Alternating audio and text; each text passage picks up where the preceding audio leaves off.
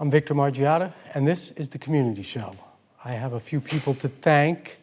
Thank you, John Testa, for allowing us to come to the Lincoln Museum and do the show with my guest, Larry Epstein. Very, very nice guy. So much to talk about. And of course, I have to thank James Brooks, who's doing everything tonight, but Joe Pisano does an excellent job with a lot of the things that need to be done on this show. But you have to come to this museum. It's right down here by the bay in Peekskill. It's the Lincoln Depot Museum. So much great stuff to look at. So many things. Go on the website. See when there's events that come here. It's phenomenal. And we have the perfect guest to talk about it. Larry, thank you so much for coming on. Thank you for having me, Victor, and especially having me here. This is one of my favorite places. Well, we got an in. Thanks, John Testa. John Testa. It's all about John Testa. Yes, he's the best. So you live up in Beacon now? I do. I moved to Beacon about 4 years ago. All right. I love the Hudson Valley. I've always lived, not always, but for the past 20 years or so, I've lived in the Hudson Valley. It's beautiful up there. Yeah, it is. It's fantastic. And they're trying to do a little arts thing up there, too. There's a big arts community there. There's a large community of writers also, which is fantastic because I'm a writer. That's so right. Lots of opportunities. I'm always speaking with lots of writers. There's all sorts of open mics for writers, and it's like a very, very welcoming literary community, which is great. That's huge. That's really good. Yeah. But you grew up in Queens and Long Island. Wow. Then lived in Manhattan so I was in downstate New York City for first 35 years of my life, I guess. Wow. Big hardcore New Yorker, fourth generation, you know, the typical Jewish immigrant story. Came through Ellis Island, stayed there, and everyone stayed in New York. Yeah. Well, it's where it's at. It really is. For me, growing up in a restaurant and the food industry, of course, in New York is the best. Especially Italian food. Oh my gosh. And it's funny because the further you go north, you know, the food starts to, but the city is definitely the mecca for the food industry. No question about it. Yeah. So yeah, like I said, fourth generation New Yorker, love New York. I've lived here my entire life. Yeah. So we were talking about growing up, going to school, and you know, deciding what you wanted to do. But you seemed like you were always a writer, no? I know, it's interesting that you say that because I really wasn't. I didn't have a lot, when I was a kid, I didn't have a lot of direction. I got a bachelor's degree in finance because it was the 80s, late 70s, 80s. I was going to school and everyone I knew was either going on to Wall Street or becoming a lawyer. I think LA law was the reason for that. And yeah, right. I didn't want to go to law school. I wasn't going to go to grad school. I didn't even really love undergrad school. I was an underachiever. I just had a lot of fun in college, but I guess I learned a few things as well, and I turned out okay. Anyway, so I got out of school, and I just started looking in the want ads. Back then, there was no computer, no internet. So nowadays, you go on websites, you look for a job. Back then, I had a typewriter, and I had a hard copy of the New York Times and the Village Voice, and I saw a little ad for Travelers Insurance. I wanted to work in the city. They were going to train me. It was a large company, financial services. And I remember my first, it was 1987, $20,000, $20,500, which was higher than my friends were making for an annual salary. They were making like 17, 18. Right. Which seems preposterous, but I was able to move into the city making that. Awesome. And what was your job? I was working for Travelers. But it was an entertainment yeah, well, I started out in working just what they call property, I know it sounds fascinating, property casualty insurance, which is business insurance. Okay.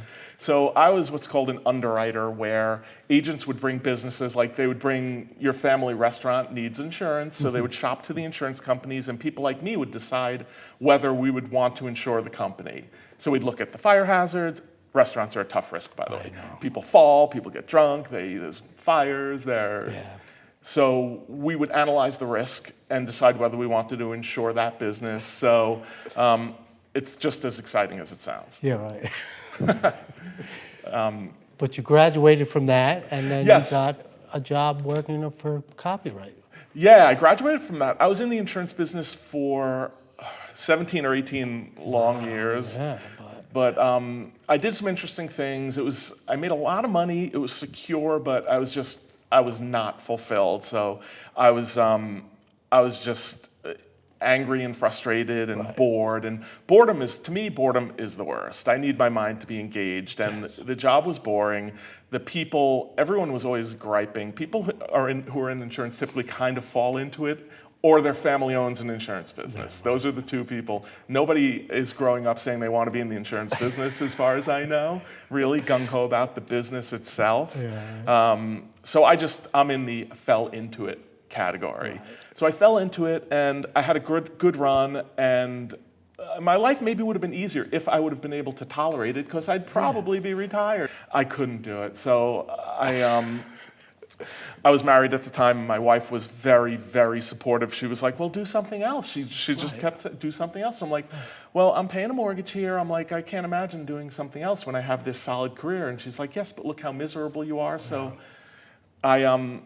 huge sports fanatic, always have been. Also a news junkie, history. I love all of that stuff. So I was listening to WFAN all the time, which I still do. And they kept advertising the Connecticut Schools of Broadcasting, and they still do. So they said, we'll train you to get into the sports business, not necessarily on air, but maybe do production at ESPN or something of that nature. So I was starting to hear those commercials, and I was like, let me go for the orientation and see what they have to say.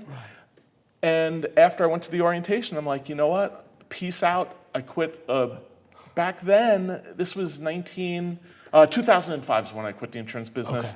And I was secure, but I was like, I left it flat and went to the Connecticut Schools of Broadcasting for a 10-week program, and figured, all right, let's give that a shot. I had some experience doing sports in the insurance business. We insured some sports businesses. So I was trying to get into the sports end of it, but got nowhere. So I wound up getting a job at News 12 Connecticut. Everyone there was in their 20s, even teenagers. I was 30-something. I was a VP at an insurance company, so I was like the star of the class. It was also I had to swallow my pride in a certain way. Well, it does help in a lot of situations to, be humble. It really does, and it helped, especially in my career, it did, because I wound up being an unpaid 39-year-old intern at a tiny local TV station. Not a lot of people who were making $200,000 a year 5 minutes earlier would do that, but I did it and I loved it. It was my favorite job of all time. Was a producer there, and then my career was just off to the races in broadcasting. I wanted to get into sports, but as soon as I was in a newsroom, I was like, oh, this is for me. It's really dynamic, interesting. And it really, it fed my head. It really, and then it turned out you were an excellent copywriter. The copywriting is a very, very, very small portion of what I do, by the way. I'm really more of a journalist. I was a news producer at News 12 Connecticut, and what I found was that as a producer, you have to do a lot of writing. So you're writing the script, you're writing the news. I had no experience as a writer, except for when I was in the insurance business, writing memos and just technical nonsense. There weren't even emails for part of my career, really. So I didn't really have any experience doing any sort of creative type writing, but somehow I was really good at it. And the more I did it, I was like, wow, where did that come? I don't even know, for real. I had no training. I was competing against people who had graduated from, Boston University, Syracuse, the top communication schools, Northwestern, and I went to Oneonta, and then I got a finance degree. I was like, no chops whatsoever, but worked really hard, and I think in a lot of ways I was a personality hire. Just people liked me, so they wanted to work with me. I love being a personality hire. It's the best. That's huge. And well, the fact that you're able to write in a understandable fashion, that makes the biggest difference when people can understand what you're saying. You're a smart man, because that's the number one rule when you're writing something is you don't ever want to use a word that people are not going to understand. You lose them. So yeah, just writing conversationally and when you're writing news, especially local news, that is at a premium. You just have to write You have to know what people are interested in. People are interested in gas prices. People are interested in potholes. And you just write like you're speaking with them. So I was at News 12 Connecticut, and I loved it, but the pay was ridiculous. I remember when, so I was an internship for, it was only a matter of a few weeks where I was interning.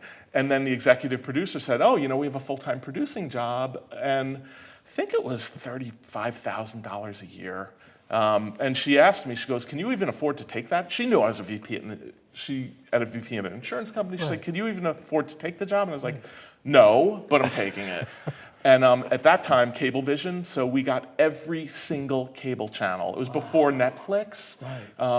I had 5 HBOs, 5 Cinemaxes, all the dirty channels. There was 3 Playboy channels, everything. There was always a great movie on, all the time. And back then, before you could stream, it was, and even when she hired me, she goes, this is the most popular benefit, even though it's really worth only $100 a month. People just really feel good about getting it. So we got every channel. So I was there for a couple of years, and I was starting to think that, first of all, I got to earn some money. Yeah, right. And also I wanted to be doing more big picture news. I love politics. So I wanted to get into national news and work in the city at one of the either New York affiliates, which it's the #1 market, so that's a big deal, or work for CNN was really where I wanted to be. So I started to pursue jobs in the city, and I wound up getting an opportunity at the Fox News Channel in an apolitical area there. And this was 20 years ago, so it was pre the insanity of election denial and all that exceedingly disagreeable stuff I find disagreeable. And it was a more provincial time. We only had to worry about the Iraq War back then, which was also controversial, but it was a different time. And Fox News wasn't what it is today. They had moderates there. Right. Now, you won 2 Emmys. What was the first one for? The first Emmy, both the Emmys were working for Richard French of RNN TV down in Rybrook. Yeah. The first one was they did a documentary about immigration called Broken Borders. Right. And it was told from the standpoint of a teenager. And she went down and interviewed, actually Richard French's daughter, went down to the border, the other side of the border, and interviewed families that were waiting to get into America, and there were teenagers, so their whole lives were uprooted. So it was told from that perspective. So I was a coordinating producer on that, and I was helping out on that production. Right. But the second one was the biggie because 2 years ago, I guess it was, again, Richard French, I was working for them at the time before I was a full-time freelancer. And he approached me about a project that his son wanted to do. His son was learning about slavery at school, or actually he wasn't even learning about it at school. He was learning about slavery outside of school by visiting some historical sites, and it came into his mind that he wasn't really learning about it in school. Yeah, yeah. Just as when I was a kid, I didn't really learn that much about it. I mean, you learned about it down south, but you didn't ever learn about the fact that it was up here, and it was prevalent up here. So the kid was in high school, and he went to a historical site in New York City that is an African burial ground where 15,000 enslaved and freed blacks were buried under the streets of Manhattan by the courthouses, by Foley Square, which a lot of people don't even know that that exists. It's a federal historical site, but you'd walk right by it and barely know it. So he said, we didn't really learn about this stuff up here. Right. So Richard French Sr. came to me about the project. So I said, all right, let me start researching it. And as I started researching it, I learned that one of the largest slave markets in America was on Wall Street. And New York Harbor was a major slave trading port. Dozens of slave ships trolling in and out of New York Harbor. I had no idea. And everyone I spoke to basically had no idea. But now that you think about it, it only made sense because it's the perfect place to come in, right? Yeah, and the Dutch were the ones who brought enslavement here, and then when the British took over the colony 30, 40 years later, they expanded it. So the more I started researching it, I was like, wow, there's definitely a story here. Yeah. And it was kind of upsetting, really. And I dug and dug. So then I said, well, we got to call this The Hidden History of Slavery in New York. I came up with the title because, and I'm a history nerd and a native New Yorker. And so then it's a matter of, okay, well, how do you tell the story? Yeah. We had to get guests. We had to figure out guests. We had to figure out locations. So that was really my job as the lead producer, really the only producer. Richard French IV, who is the host, also got a producer's credit and helped out, and it was his idea. He was the genesis of it, which is fantastic. And we worked very, very well together, but I dug deep, did research, visited different museums, libraries, internet research, interviewed people, and learned more and more about it. Our story was told in the 18th and 17th century. In the 17th century, 1600s, and even the early 18th century, slavery was a northern story for the most part. It didn't switch down to the south until really the turn of into the 1800s. So the ports up here, Boston, New York, one of them in Rhode Island, were the major slave trading ports. They would come over from Africa, and then the people who were up here, all of the tradespeople, would buy the slaves, farmers, up and down the valley. Yeah. And then they were also shipped down south, even as far as the Caribbean, to work in the sugarcane fields, which was the worst job of all. Especially the heat. The heat, and also just the sugarcane is razor sharp. It's very, very hard work, very short lifespans, awful, the worst. So like the Jamaica and some of the Caribbean islands were the sugarcane areas. So it was the triangle slave trade from Africa to New York and the East Coast, down to the Caribbean, back to Africa, a triangle if you look at a map. So the triangle slave trade, New York was one of the primary ports of the triangle slave trade, the transatlantic slave trade, horrifying. Families split up, Wall Street again, the largest slave market. And one of the points that we try and get across in the film is that the history is not well presented, which is understandable because it's shameful. But even on Wall Street, there's like a little plaque, which I worked down there and I never knew it and never saw the plaque. So it's just a tiny little plaque that people walk by and have no idea. It's not really commemorated properly. So then that answers the whole other question is, what do you do? Because it's so painful. Nobody wants to talk about it. Totally understandable, but people should know about it. Of course. Everyone should know about Yes. it, as painful as it is. So this is a perfect segue into what Lincoln did.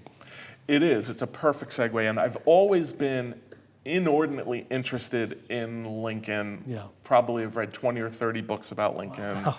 Yeah, I'm really, really into it. And I'm a member of the Lincoln Society in Peekskill. I'm on the board there, which is the oldest continuously operating Lincoln Society in the country, which is kind of amazing. You'd think it would be in Springfield or in Washington or one of the other places Lincoln called home, but it's here. Oh, that's fantastic. And I guess it's largely because of Lincoln speaking in this very spot, I guess outside, on his trip to inauguration. We're in the Lincoln Depot Museum. Shout out to John Testa once again, who was instrumental in getting this place built with George Pataki, right? Yes.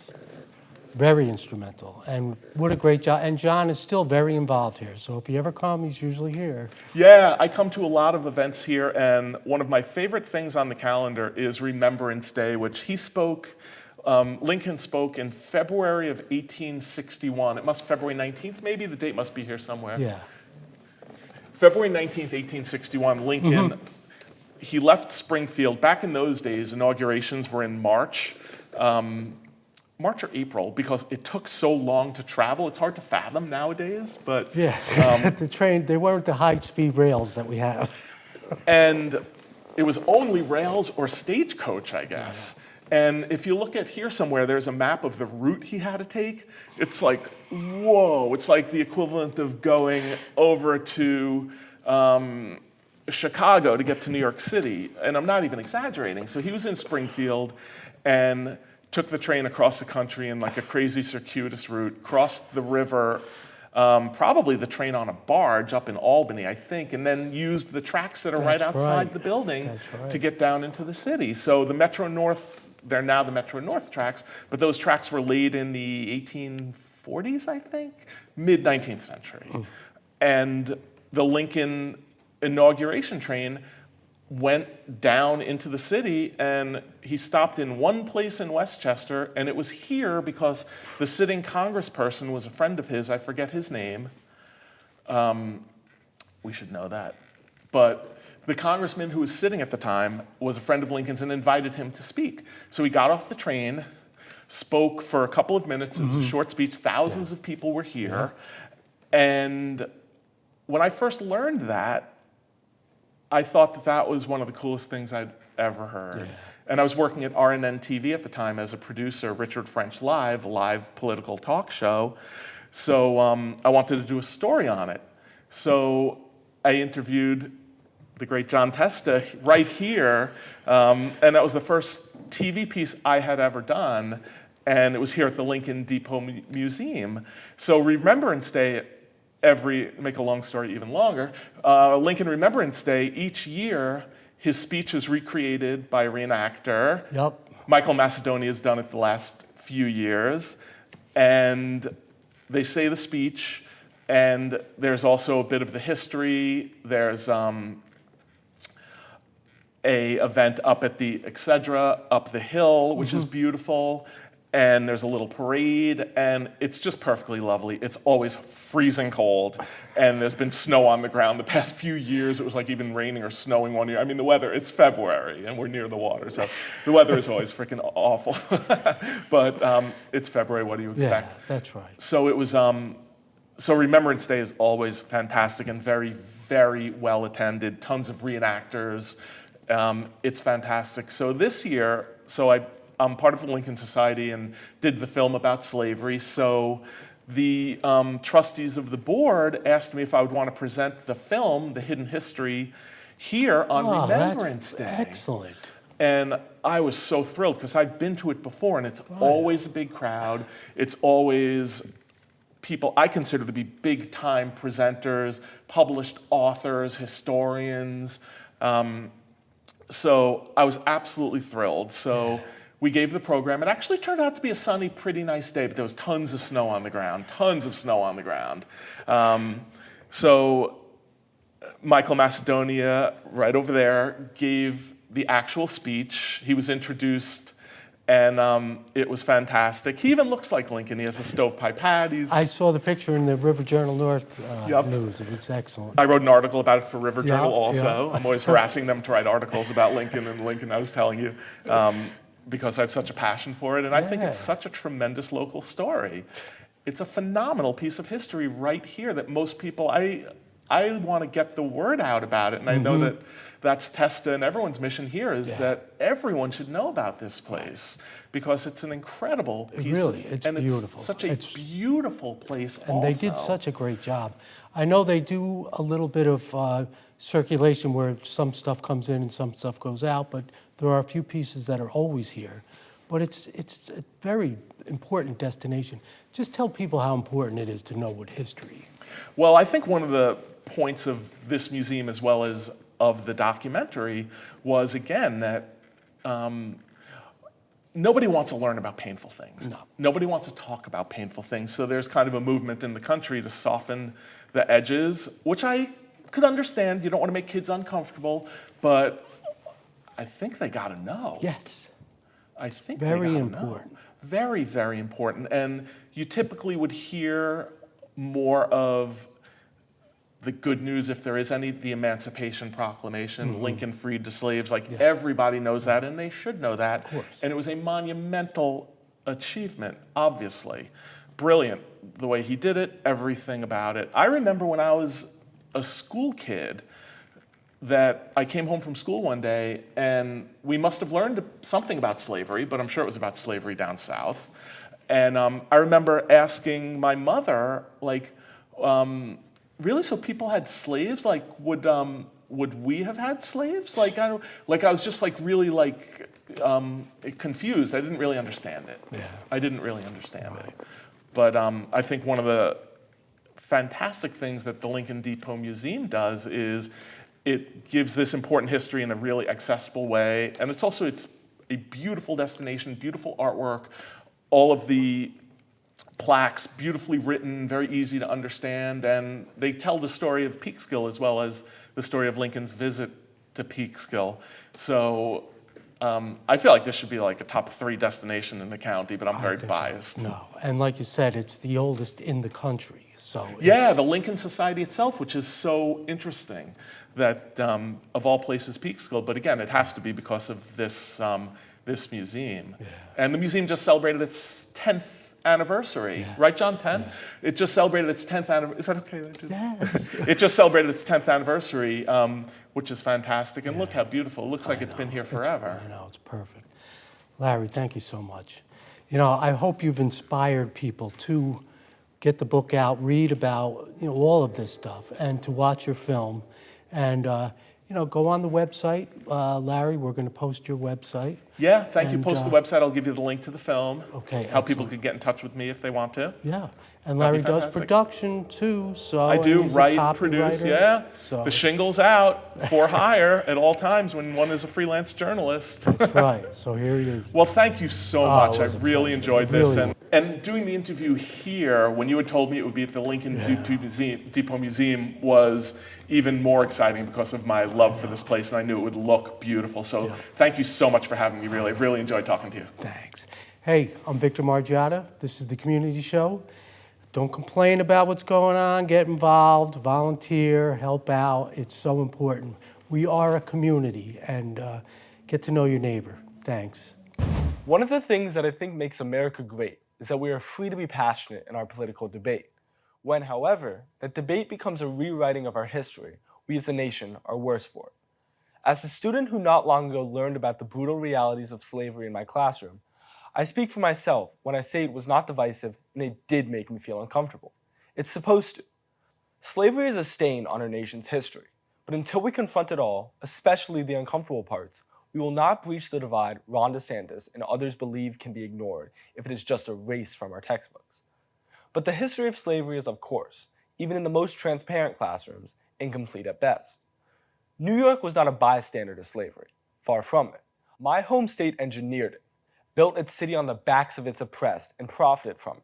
When given a chance to lead in ending its practice, its leaders instead chose to extend it.